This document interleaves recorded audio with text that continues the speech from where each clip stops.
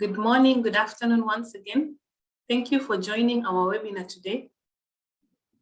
And the webinar will be on instilling good organizational culture towards prevention of sexual exploitation, abuse, and harassment within organizations in South Sudan.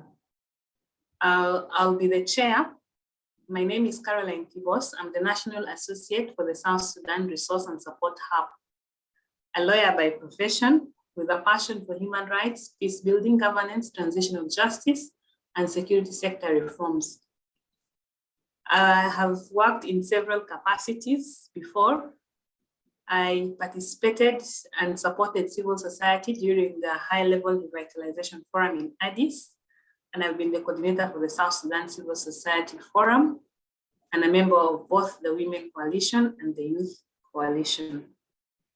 We'll be having our panelists, who is Mr. Abel Loga Bago, who is a member of the Men for Women Initiative, an organization that is reputable for advocating for sexual reproductive rights and gender-based violence. He's an expert trainer on safeguarding mainly to civil society organizations since 2016. In 2017, Loga started to deliver the trainings on sexual exploitation and abuse with adherence to the Interagency Standing Committee on Prevention of Sexual Exploitation and Abuse.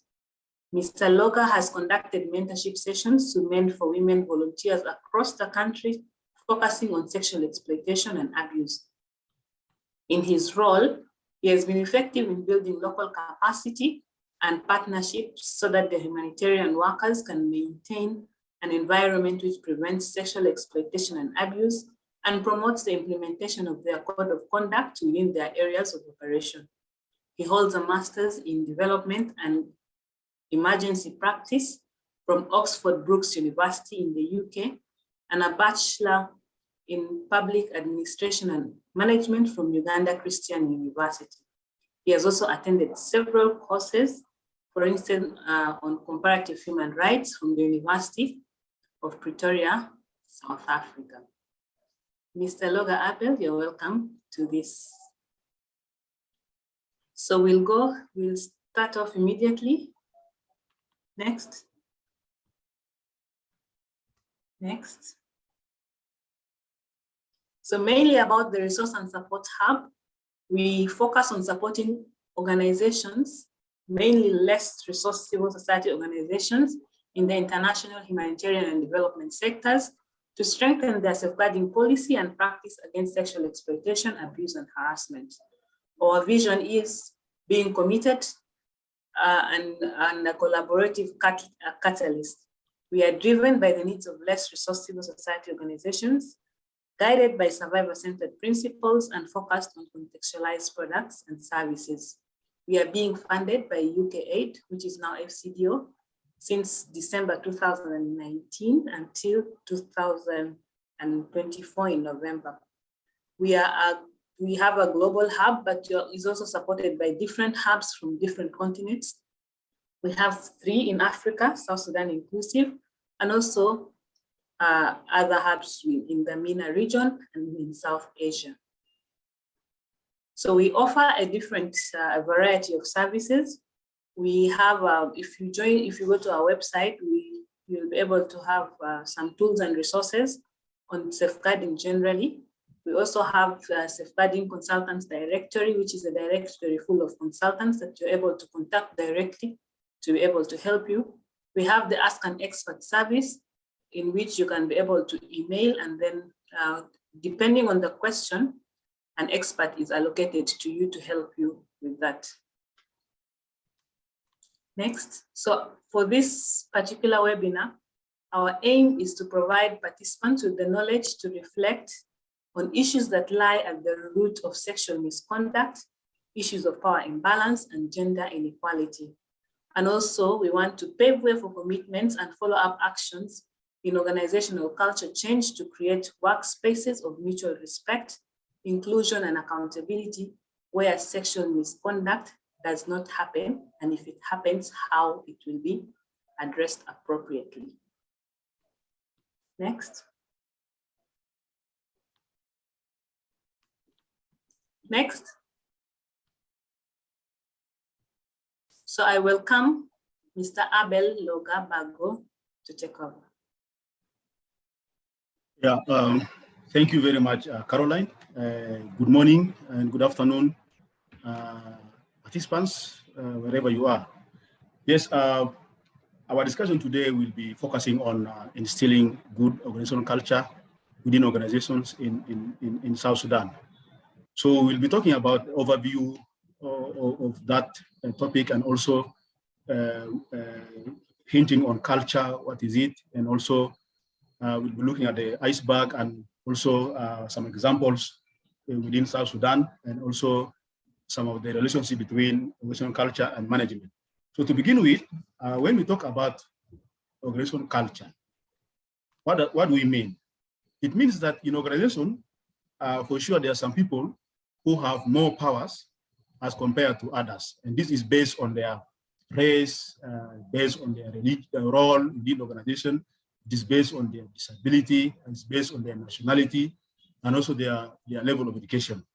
So this is something that happens in organizations. And also within organization, people who have less power are at higher risk or at a greater risk of sexual exploitation. And also sexual exploitation and abuse manifests itself through the power imbalance, which means people with more power are at a higher tendency of abusing or misusing their power against people with less power. And this abuse happens in form of physical or emotional violence. It can cause physical or emotional violence to those people who have less power. We move on. So it lies deeply in power imbalances, also in gender inequalities, especially with the situation of COVID now, the economic situation in South Sudan, the crisis in Ukraine, where the donor focus is more on Ukraine. People are losing their jobs in South Sudan. So issues of sexual misconduct will happen because of vulnerability. People fear to lose their jobs because it's the only source of livelihood, and the high dependency rate in South Sudan. So all these factors combined causes power imbalances, where people with more power tend to abuse people who have less power in terms of job offer and also job retention. They are present in our organization and in the context in which we work. So culture plays a very important role. When we have good culture, when we instill good culture, and this goes to CEOs, program managers, executive directors, country directors, country representatives, and many other people who have high power. It's their role to ensure that we have good culture that will prevent sexual exploitation, and also that will respond effectively to issues of sexual misconduct within organizations. And also, because of vulnerability, very many people in South Sudan fear to speak.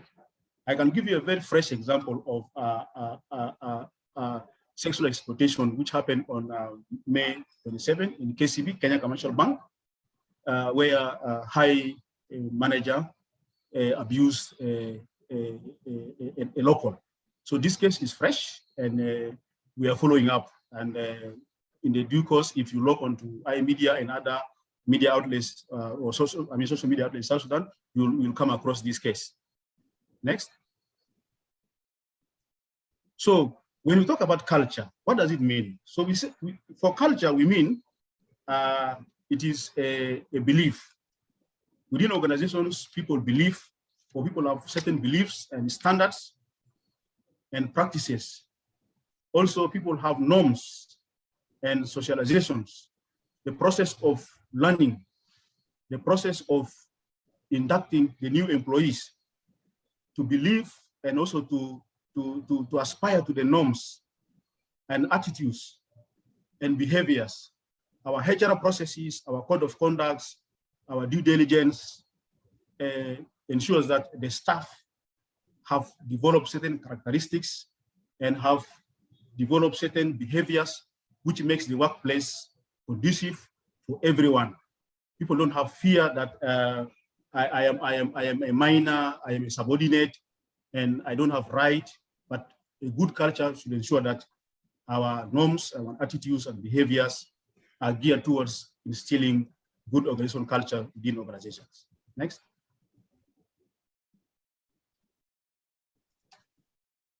So for a good culture to be instilled, there have to be the issue of whistleblower. The employees working for that organization should be able to have the power to speak up.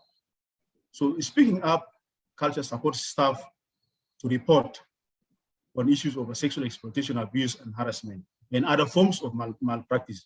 The whistleblowing culture is a very good example of how we will instill a good organizational culture to prevent sexual exploitation. I also give you the case of EcoBank. A few years ago, there was an issue of sexual misconduct, and that issue was brought up by an employee because there was a whistleblowing culture, and there was an appropriate action by the management of EcoBank to ensure that those who were guilty were investigated and punished. However, this case, I don't know where it is. Up to now, we have not had a verdict of those people who are identified, whether they are punished, whether they're in prison. That has not been brought up to the attention of the members. So we should develop this culture together with the staff so that we address the barriers to reporting. People who fear to report, we should have a good culture where we protect the reporters or the whistleblowers against people who have more power, so that they are not intimidated or so that they are not harassed to report on cases of sexual misconduct. Next. So when we connect culture and accountability within organizations, sometimes it's easy and sometimes it's difficult to connect the two, culture versus accountability, because our core values, our mission statements define our organization respectively. So in our strategy and our processes, we must ensure that we align culture and accountability. That must be portrayed, that must be defined in our mission, that must be inculcated in our values, that must also be practiced, the practice of our HR processes, which include hiring. We must ensure that no one has the power to ask for sexual favors in the process of hiring. We must also ensure that compensation are done on merit, benefits are also done on merit other than asking for sexual favors, and also promotion, because a lot of sexual misconduct happens along the area of promotion, benefits, compensation, hiring within organizations and also companies. So it is the role again of CEOs, EDs, council directors to ensure that the hiring process is transparent and is based on the philosophy of the organization, and is also based on the principles and the practices of good culture of that organization. So again, employees, when we connect culture and accountability, employees must be involved in decision making. A decision should not be taken without consultations. So we are talking about consultations of the employees for decisions to be taken on issues of instilling good cultures in the organization. And then again, it is the role of the board of directors, it's the role of the employees.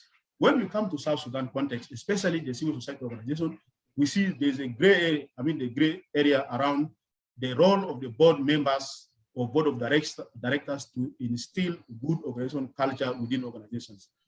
Much of the function is left on the manager or the ED, and he could abuse power. So this is very important for the board directors to ensure that they take up this role. They prioritize actually the issue of instilling good culture and help the employees, help the staff to understand the organizational philosophy, the principles, the values we subscribe to, so that we have a very good culture and we have a safe environment for every one of us. Next. So we have the iceberg or the cultural iceberg, which portrays the visible culture and the invisible culture. So when you're talking about instilling good organizational culture within organization to prevent sexual misconduct, let's look at the example of the iceberg. At the tip of the iceberg, we have visible cultures, which includes practices, which includes symbols, which includes languages. And I'm very happy that this aspect, the UN, the members of the diplomatic community and other international organizations in South Sudan have really done a lot, have invested a lot of resources to ensure that when you walk into their offices, you see the writing clearly, prevention of sexual exploitation and harassment. And there are very many write-ups and visualization to ensure that this organization has a good culture that protect its employees against sexual misconduct. So this is something that we must practice. And then also it manifests itself in language. We have the language that encourages inclusivity. Do we refer to people based on their appearance, physical appearance, based on their gender, based on their age? For example, do we refer to people like, hey, you age man or you age woman, or we refer to them as Mr. So-and-so and Mr. So-and-so? So these are some of the examples of visible culture. These cultures are felt. They are seen by members of the public. They are seen by our beneficiaries. They are seen by our stakeholders. So we have to practice, ensure that our practices, our symbol, our language, rewards and recognition are based on good culture that prevents sexual exploitation.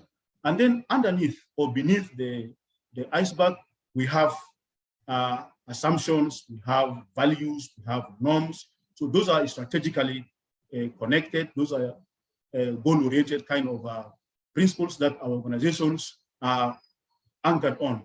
So we must ensure that, again, it is the role of everyone in that organization to ensure that the norms are understood, the assumptions are understood, so that we build a holistic kind of organization that has good practices towards prevention of sexual exploitation.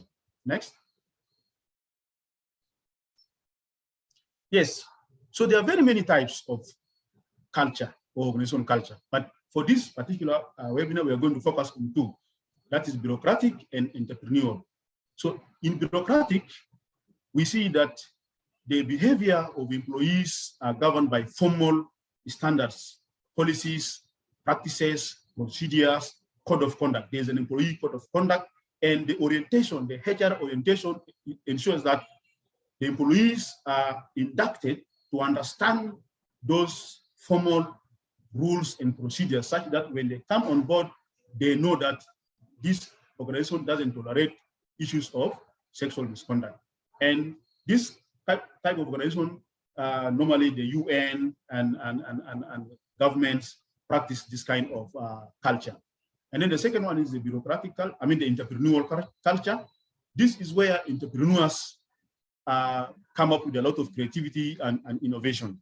But for the case of South Sudan, again, there's a gray area here. There are a lot of entrepreneurs in South Sudan employing a lot of young men and young women, and the investment regulatory authority are very weak to enforce issues of sexual misconduct. Some of the jobs are not given on contract, they're given on I know so and so, and then potentially issues of sexual misconduct could happen because the government and the authorities left this area without tightening it to ensure that those who are working there are safe from issues of sexual misconduct. Next. So we are going to look at the relationship between the culture and performance. When an organization has a very good culture, we'll see that such an organization will enhance performance, there will be individual satisfaction, and then there will also be sense of belonging. People will feel they belong to this organization because culture is connected with the performance. Again, a good organization with a good culture can serve as a control mechanism because there are procedures, there are code of conduct. People will fear to engage on issues of sexual misconduct because if they are discovered, appropriate actions will be taken against them, which will include issues of losing their job, which will include issues of now investigation, and which will lead into criminal case and then later imprisonment. So those deter, those aspects of good culture will deter people from engaging in sexual misconduct. So good also organizational culture assists in the creation of stability. Of course, when you have good culture in the organization, there will be stability. Your organization will be stable because donors emphasize more on this. We have seen the example of Oxfam when they reported when there was a whistleblowing on sexual misconduct, what happened? A lot of donors cut funding to Oxfam, and this affected Oxfam operation in South Sudan and other parts of the world greatly. And also the reputation and the good image of Oxfam is really doubted so much. Next. So let's look at how, or let's look at the examples of organizational cultural change. So organizational cultural change is a shift in expectation, in values, and mission of the organization. So they are manifested through the following examples. Leadership. For example, a CSO in South Sudan hires an executive director, say from CARE. And CARE is an organization that has good culture of share. So that CSO is definitely going to benefit from share because they have hired a manager or a top leader from an organization that has a good practice or that has instilled good organization. So there will be that transition, there will be that shift in terms of putting leadership structure, in terms of instilling good practices, and in terms of ensuring that the code of conduct is in place. So that is one way through which organizations could see cultural change. Another example is the job security. When we have good cultural change and the practice of culture, of having good practices, of having good procedures, of having control mechanisms, then people who have evolved through the process, people who have transitioned through the process will definitely have job security. So organizations who have good cultures are guaranteed to have good job security for the employees. Then there's also the aspect of storytelling, success stories. Again, we have seen organizations having good culture of storytelling. They tell story of what is happening in the organization. And I can give you the example of UNFPA. The new country director has really invested a lot in this issue of success story or storytelling through the social media platform, Twitter, Facebook. So organizations who invest in hiring such managers will make sure that their visibility in terms of the practices, in terms of the cultures of storytelling will be exhibited, and they will really have greater impact, and they will also have greater wider coverage in terms of their visibility, in terms of what they are doing to their beneficiaries. There's an issue of cult structure. This manifests itself in a way that if you give more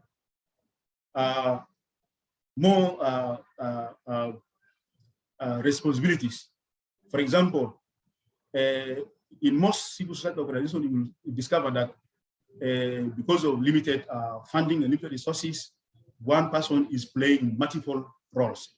This will have impact on negative impact on the quality of services that you offer to your beneficiaries. Whereas when organizations have a very clear structure, people have different roles, this one will impact your performance, and then in terms of your output to your beneficiaries, you will be seen as an organization that really provides good services to the beneficiaries. So issue of cult structure is a very, very important thing that as CSOs, we need to ensure that we don't give too much work to particular individual, but we divide the roles equally so that we maximize on our impacts. Issue also policy. It's also important for us to regularly review our policies to fit into the context, because the world is evolving and South Sudan is evolving. There are a lot of upcoming policies to safeguard our staff, especially the resource hub provides a lot of resources. So as CSOs, it's good for us to tap on those tools to make sure that we have policies that safeguard. Also communication. Communication is also another important aspect through which we share our values, through which we share our beliefs with our beneficiaries, through which we also share our strategies, our goals, and our principles with our beneficiaries. It's very important also for organizations to ensure that the aspect of communication, our IT system, is done in a way that we really safeguard and also prevent on harmful communication, and we ensure that our communication, before we communicate, we review whatever content that is going to display to members of the public. Again, measurement is also very important for us to evaluate, to conduct monitoring and evaluation of our beneficiaries, of the services we offer to our beneficiaries, such that we deter, or such that when sexual misconduct happens, maybe our staff is engaged in sexual misconduct with the beneficiaries, through our M&E, we'll be able to establish community reporting mechanisms, we'll be able to establish suggestion boxes, we'll be able to establish help desk to ensure that members of the community respond and also inform and also report issues of sexual misconduct, and then appropriate measures are taken.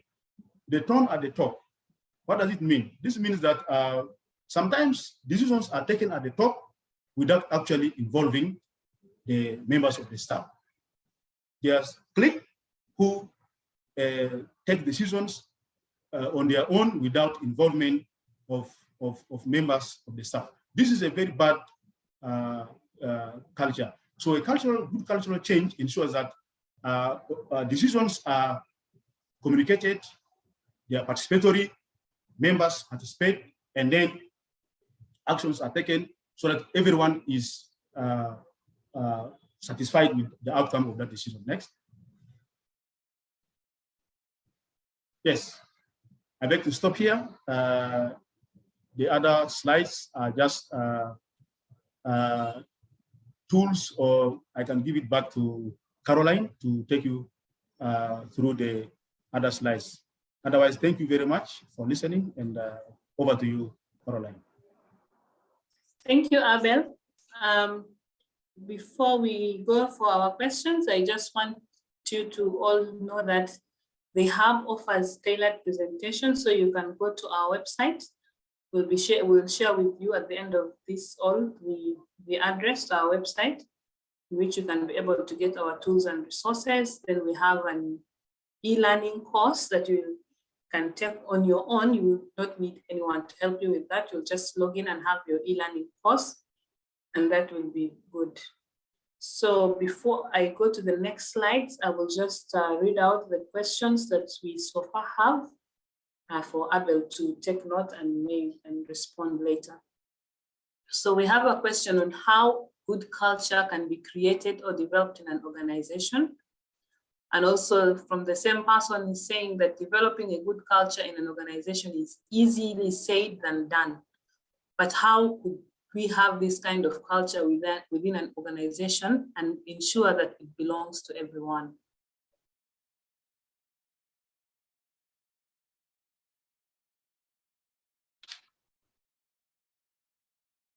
So I think Abel, you can respond to that, and then we will. Maybe can you just repeat the second question? He's saying, how could we have a kind of a culture developed within an organization and ensure that it belongs to everyone? Because it's easily said than done. So what is the practicality of that? Okay, thank you very much. If I may begin with the second one. Yes, I agree with you, it's easier said than done. But what we are talking about is instilling good organizational cultures within organizations in South Sudan. So what does it mean? It means that our policies must be developed, and the policies must factor in issues of sexual misconduct. I can give an example of an organization called Active Youth Agency. They have a very good policy, which was reviewed by the board, and the person who is the focal person to ensure that it is followed is the role of the ED. The ED of that organization has been tasked with the role to ensure that the policy is followed. And what he has done is to create a help desk. So there's a resource person who does continuous training, who does continuous information dissemination sessions. They have every Fridays as information dissemination sessions to the members of the staff. Okay, maybe some of them have forgotten the policy, but through that, the organization is ensuring that the policy developed is followed, and there's a focal person or there are focal people who are charged with the responsibility of ensuring that the policy is practiced, is happening, and the organization is really doing what they have developed in their policy. So that's just an example of one organization that I know from South Sudan through the help of the support hub. They are doing great to ensure that their policy is really followed. Concerning the first question, how can culture be created? So again, I've said that in the beginning that we have a lot of avenues through which we can create good organizational culture. For example, our strategy, when we are developing our strategic goals and strategic objectives, we must ensure that those goals factor in issues of mission, issues of our vision, issues of our principles, what we believe, issues of our core value. And those should not just be on paper, but they should be displayed and they should be communicated to the members of the staff to ensure that they understand. And again, it is the role of the management of that organization or that company to ensure that the staff abide by the values, they subscribe, the actual practice it, not just keeping it on paper, but it should be practiced, it should be reflected, it should be the norm of that organization on a daily basis. Thank you. If I may just also add on that, whenever we develop policies within organizations, it's always good that we also have the staff be part of this development, because this is something that is supposed to work for all the staff. So it's good to have some ownership. And how do we get ownership? We need to involve the staff in development on these things so that they also feel that it's theirs and they feel that they have contributed to it. So with that, they will feel satisfied and they will also be happy that they were consulted towards these policies. So we have another question asking, in a scenario where the executive director is more powerful than the board of directors, which is always, in our context, this is mostly the case, how do we ensure the oversight role of the board on safeguarding is sustained and impactful? So what I want in a simple way is, how do we ensure that the board still has an oversight role despite the executive director having more powers than the board? Because the executive director may be in charge of firing and hiring the board. So how does this balance out? Yeah, thank you very much for this wonderful question. Yeah, for sure, I didn't hear about this. In South Sudan, we have the issue of the founder syndrome. Civil society organizations are founded by individuals and handpick the board of directors. So what happens is that they have more say, yeah, more power than the board of directors.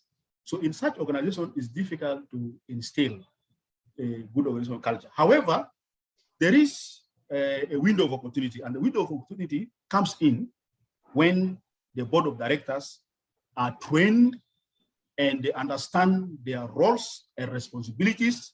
They will be able to play their oversight role effectively. And two, when the board of directors are selected or elected based on their areas of expertise, then they will really put that executive director to task.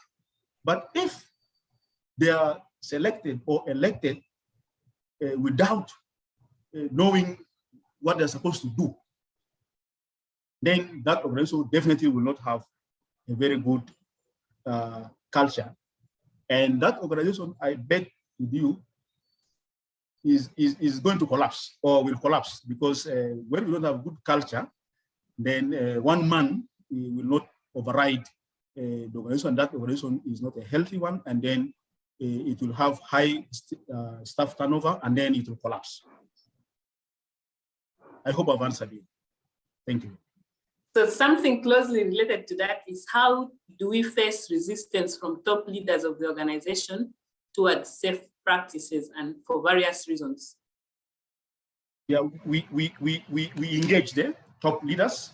If you feel as a member of a staff, you are not comfortable with certain actions or certain decisions, you have the right to engage with the senior management and then address your issues in a very amicable way.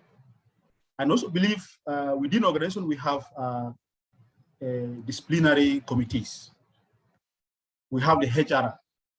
I know the HR is very difficult for the HR to fire the ED, but again, this is a very good avenue that the HR can take up those issues, and it must be evidence-based and engage with the top management to ensure that those issues are settled, and to ensure that at least there's a sense of awareness. When that happens in organization, the top management will fear that the staff are aware of their rights, and that's why they're engaging them on such issues. So please don't sit back and don't fear to engage the top management or on issues that you feel is not comfortable with you.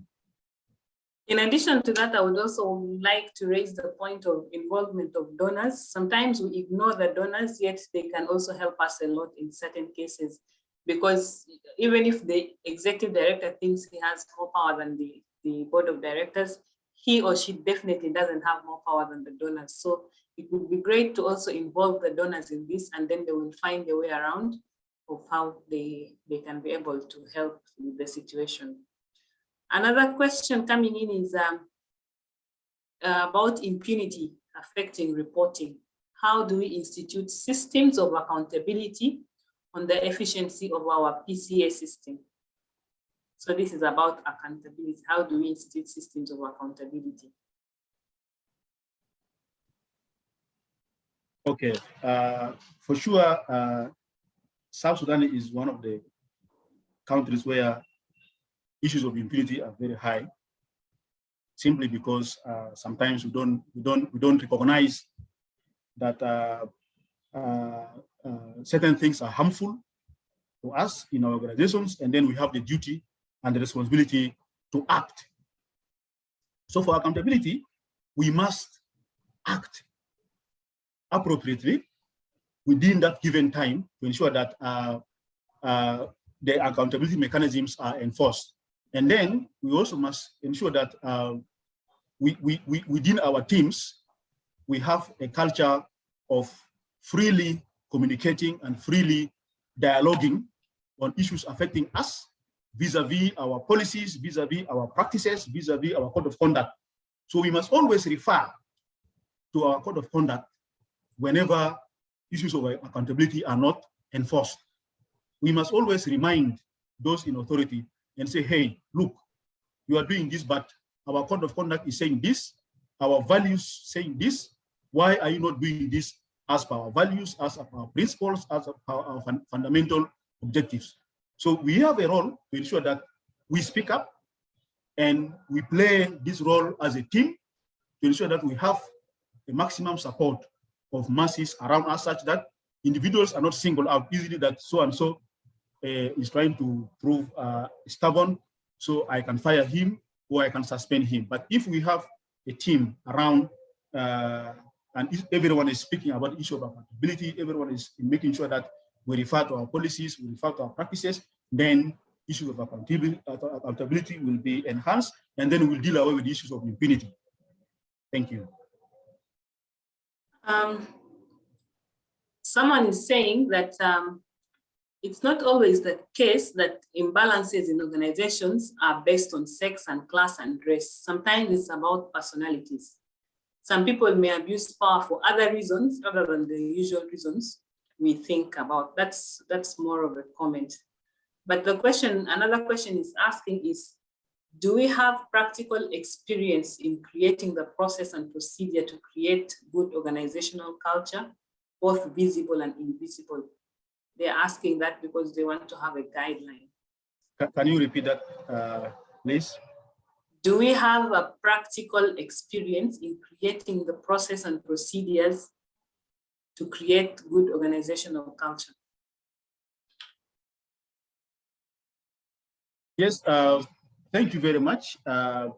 In our context, we have a lot of examples that we can borrow from. And I would like to cite the example of the UN. The UN is a very good example of where we can borrow processes and procedures from as civil society organization to ensure that we have good organizational culture. I worked briefly for UNFPA, and before my engagement, there was a security training. And in the security training elements, there are about 5 elements of SEER. And you must answer, and there must be a background check from your previous organization to ensure that the staff that is coming on board is clean, the record is clean. So that's a very good example within our context as civil society that we can borrow from. I know a lot of us interact with the UN body, so let us ensure that we engage with them to borrow some of the good examples, good processes, and also good procedures from there. And also the NGO Forum also offers some trainings to its partners. So I don't know how many partners from here are members of the NGO Forum. And so this training also focuses on safeguarding. That's also another good avenue that we can also borrow from NGO Forum to ensure that our processes and procedures are aligned to the NGO Forum and also to the UN. Also internationally, we have a lot of platforms, a lot of resources. The Interagency Standing Committee is another good example where we can also access processes and procedure from, plus other tools and resources which are there online that we can borrow some of the group practices and procedures from as CSOs to ensure that we are practicing and we conform to standards in terms of safeguarding. Just as just a follow up on that, as much as we have these guidelines from international organizations, we should be mindful that we do not do a copy and paste because it might not work within our context. So we should just use that maybe as an example to develop our own, but we should always avoid the copy and paste syndrome because these things do not work to people the same way it would work to the internationals. So something similar to that is someone asking, how do we ensure people embrace safeguarding beyond compliance? Yes, thank you very much.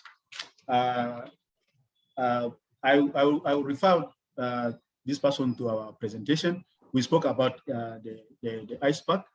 I mean the visible culture, the symbols, the language, and what else? Yes, and reward practices. And recognition. Practices, exactly. So those are some of the things that we need to do. Our practice in our CSOs must reflect must reflect safeguarding. Issues of name calling is common issue in South Sudan. For example, I may be endowed naturally that I have certain body part, like for example, I have a big head, and in an organization I will be called Mr. Big Head. That's not good.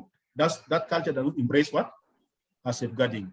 Sometimes our language, for example, somebody wears something, and then you say, oh, no, those language which discourages, we should not use, but we should use cultures which encourages. So through that, we'll be embracing what? Safeguarding. So we must ensure that the environment in terms of practices, in terms of our language, in terms of our reward and recognition should factor in issues of safeguarding. So slowly, you will see that organization transition, and then you'll be embracing what? Issues of safeguarding. Thank you. Yes, then someone is asking something on reporting and how we can protect people who report, especially the crimes or incidents that have been perpetrated by the ED. So my simple response would be that in any case or in all our reporting mechanisms, we must ensure confidentiality. And sometimes we even need to ensure that these reports can come in anonymously so that we are able to protect the person who has reported, or the person, or actually we are protecting the survivor or even the perpetrator, because normally once a report is given, it's not always that it's correct. So we need to protect all these people until we investigate and we prove that the perpetrator actually did what they were taken to have perpetrated. Another question is directly to the hub, asking what kind of support does the hub provide for CSOs in South Sudan? Well, we've been doing a number of things. We've had trainings with civil society organizations and engagements and workshops that we have these civil society organizations, and we try to consult with them on what best and what are their needs so that we are able to also address them. We've built capacity through having the trainings, as I mentioned, also through the online course that I earlier on said. If you go to the website, we'll be able to have an online course. We've had a mentorship program that we've taken a number of CSOs. We are able to mentor them depending on their needs and capacities. We've mentored them through safeguarding, and we are going to start our next mentorship session soon as well. And we've had a couple of resources on the website that you, depending on your need, you go to the website and see what resources is applicable to you and what you would want to get from the hub. For all other inquiries or questions or more support, we have a very direct support that we encourage all CSOs or all members to be able to talk to us directly through our email. You can email us, because we have an Ask an Expert service where you can email us with your question, and then depending on your question or your concern, you're able to be allocated a specific person, a specific expert to help you through it. So for the Ask an Expert service, to be able to get that service, you can send an email to askanexpertsouthsudan.org.uk. That's our Ask an Expert service. I will repeat it. It's askanexpertsouthsudan.org.uk. To go to our website, you can go to southsudan.safeguardingsupporthub.org, and to be able to receive our newsletter. We have quarterly newsletters. You can register for our newsletter and you'll be able to receive it quarterly. You can register at southsudan.safeguardingsupporthub.org/South Sudan/newsletter. And then you will follow the prompts and you will be able to receive all our newsletters. Running through to see if there is any other question. Someone is asking, how do we safeguard staff with disabilities? Well, we need to adopt disability inclusion practices into our culture. This is actually part of the culture of an organization, that we do not need to discriminate people based on their disabilities. And then we have more resources. Sorry, time cannot allow us to speak further on all this. We have more resources that you can be able to tap into and to get more, but on the safeguarding and safeguarding people with disabilities, you can tune into our next webinar. We're going to be talking about that, especially safeguarding people with disabilities. If you're not yet contented and you still want to know more, you can directly talk to us. We'll be able to address your question directly. I'm trying to see. Someone is asking which is the first step you would recommend to take on the journey towards a better organizational culture. I would say the best thing you can do is, first of all, have the staff aware about safeguarding, because knowledge is power as usual. So before people are able to practice the culture that you want them to practice, they must know what is good and what is bad. So the first thing you need to know is you're able to have some training for the staff general training, and for every staff that is coming in, they should also be trained on safeguarding. Should also have refresher trainings for staff again, because it's not enough that you do once in a while training. If you do training at the beginning of the year, maybe at the end of the year, you should also do the training depending on the budget. Sometimes you don't have budgets for this thing, but you can be able to incorporate such trainings into your activities. It doesn't have to be one full budget for only that safeguarding, but you can incorporate safeguarding into your activities. So whenever you have an activity, you give like 30 minutes for safeguarding. However much time you give, you just need to dedicate yourself to giving that time. In fact, even you can do it informally, not always formally, but sometimes people understand things more informally. So you can have informal chats in offices or at your workplaces, so that this is something people get to know about it. Or even there are those organizations that hold prayer meetings every morning. You can also involve that in those meetings. I will be able to share with all of you the presentation at the end of it. We'll have a typed up version of this question and answers, so that you're also able to read and reflect, because I know the time is not enough. So the answers we'll share in the written form will be more detailed. As we are going to, before you log out, our communications person is going to put up a poll, just something for you to answer in 2 minutes before you log out. Now you can pop up the poll. It's just a kind of an evaluation. It's just 2 questions. You'll just tick and that's it. Once again, thank you so much for being part of this webinar. And we are glad to have you join us for the next one, please. Philip, before you leave, just take our evaluation. It's just 1 minute.